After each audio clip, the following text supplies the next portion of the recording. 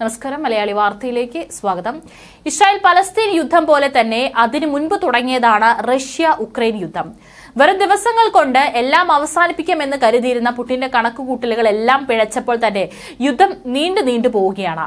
ഇപ്പോഴും യുദ്ധമാണ് അവിടെ നടന്നുകൊണ്ടിരിക്കുന്നത്. ഇപ്പോഴിതാ റഷ്യ യുക്രൈൻ യുദ്ധത്തിൽ 2 ഇന്ത്യക്കാർ കൂടി കൊല്ലപ്പെട്ടിരിക്കുകയാണ്. റഷ്യൻ സൈന്യത്തിലേക്ക് റിക്രൂട്ട് ചെയ്തവരാണ് കൊല്ലപ്പെട്ടത്. റഷ്യൻ വിദേശകാര്യ മന്ത്രാലയമാണ് ഇക്കാര്യം അറിയിച്ചത്. സംഭവത്തിന് പിന്നാലെ റഷ്യൻ സൈന്യത്തിന് ഇന്ത്യ താക്കീത് നൽകി എന്നുള്ള റിപ്പോർട്ടുകളും പുറത്തു വരുന്നുണ്ട്.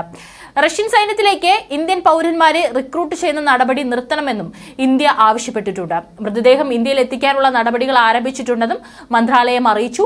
റഷ്യയിൽ തൊഴിലവസരങ്ങൾ തേടി പോകുമ്പോൾ ജാഗ്രത പാലിക്കണമെന്നും വിദേശകാര്യ മന്ത്രാലയം വീണ്ടും മുന്നറിയിപ്പ് നൽകി. റഷ്യയിലേക്ക് ജോലി അന്വേഷിക്കുന്ന ഇന്ത്യൻ പൗരന്മാർ ജാഗ്രത പാലിക്കണമെന്നും റഷ്യൻ സൈനിക സംഘത്തിലേക്കുള്ള അപകടകരമായ ജോലികൾ ഏറ്റെടുക്കരുതെന്നും വിദേശകാര്യ മന്ത്രാലയം മുൻപും നിർദ്ദേശം നൽകിയിരുന്നു. യുദ്ധത്തിൽ പങ്കാളികളായ 2 ഇന്ത്യക്കാർ നേരത്തെ കൊല്ലപ്പെട്ടിരുന്നു. ഇതിന്റെ പശ്ചാത്തലത്തിലായിരുന്നു നിർദ്ദേശം. നിരവധി ഇന്ത്യക്കാരെ ഇത്തരത്തിൽ റഷ്യ യുക്രൈൻ യുദ്ധഭൂമിയിലേക്ക് അയച്ചതായി സിബിഐ നടത്തിയ അന്വേഷണത്തിൽ കണ്ടെത്തി. സിബിഐ രജിസ്റ്റർ ചെയ്ത കേസിൽ 3 മലയാളികളും പ്രതികളായിരുന്നു. തിരുവനന്തപുരം സ്വദേശികളായ 3 പേരുൾപ്പെടെ 19 പേർക്കെതിരെയാണ് സിബിഐ കേസെടുത്തത്. കേസുമായി ബന്ധപ്പെട്ട് കഴിഞ്ഞ ദിവസം തിരുവനന്തപുരം ഉൾപ്പെടെ 7 നഗരങ്ങളിലാണ് സിബിഐ പരിശോധന നടത്തിയിരുന്നു.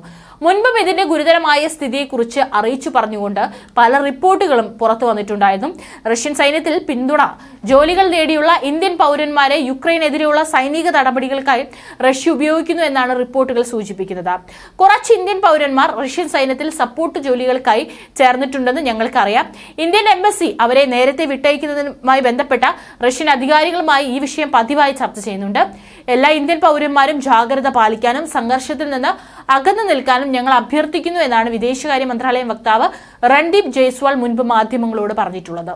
റഷ്യൻ സൈനിക സുരക്ഷാ സഹായികളായി ജോലി നേടി നൽകാമെന്ന് പറഞ്ഞ് കബളിപ്പിച്ചാണ് ഇന്ത്യക്കാരെ ഏജന്റുമാർ റഷ്യയിലേക്ക് അയച്ചത് എന്നാണ് വിവരം. ഇത്തരത്തിൽ എത്തിയവരെല്ലാം ഉത്തർപ്രദേശ്, ഗുജറാത്ത്, പഞ്ചാബ്, ജമ്മു കാശ്മീർ എന്നിവിടങ്ങളിൽ നിന്നുള്ളവരാണെന്നും ദേശീയ മാധ്യമമായ ദി ഹിന്ദു റിപ്പോർട്ട് ചെയ്തിട്ടുണ്ട്. കർണാടക, തെലങ്കാന എന്നിവിടങ്ങളിൽ നിന്നുള്ളവരും ഇത്തരത്തിൽ രാജ്യം വിട്ടവരുടെ കൂട്ടത്തിലുണ്ടെന്നാണ് സൂചന. റഷ്യ യുക്രൈൻ അതിർത്തിയിൽ മരിയാപോൾ, ഗാർഖീവ്, റോസ്തവ് ഓണ്ടോവ് തുടങ്ങിയ സ്ഥലങ്ങളിലാണ് ഇന്ത്യക്കാർ കുടുങ്ങിക്കിടക്കുന്നത്. നേരത്തെ നേപ്പാളിൽ നിന്ന് ഇത്തരത്തിൽ 200 പേർ സൈന്യത്തിന്റെ ഭാഗമാകാൻ റഷ്യയിൽ എത്തിയതായി റിപ്പോർട്ടുകൾ ഉണ്ടായിരുന്നു. ഇതിൽ യുദ്ധത്തിൽ പങ്കാളികളായിരുന്ന 6 നേപ്പാൾ പൗരന്മാർ ആക്രമണങ്ങളിൽ കൊല്ലപ്പെട്ടതായും കഴിഞ്ഞ ഡിസംബറിൽ നേപ്പാൾ വിദേശകാര്യ മന്ത്രാലയം സ്ഥിരീകരിച്ചിരുന്നു. നേപ്പാൾ പൗരന്മാരെ ഇനി റിക്രൂട്ട് ചെയ്യരുതെന്നും അവശേഷിക്കുന്നവരെ തിരിച്ചയക്കണമെന്നും നേപ്പാൾ റഷ്യയോടും ആവശ്യപ്പെട്ടിരുന്നു. യുക്രൈനിലെ റഷ്യൻ അധിനിവേശം 3 വർഷം പിന്നിടുമ്പോൾ ഇതാദ്യമായാണ് ഇന്ത്യക്കാർ യുക്രൈനിൽ റഷ്യൻ അധിനിവേശത്തിന്റെ ഭാഗമാകുന്നത്.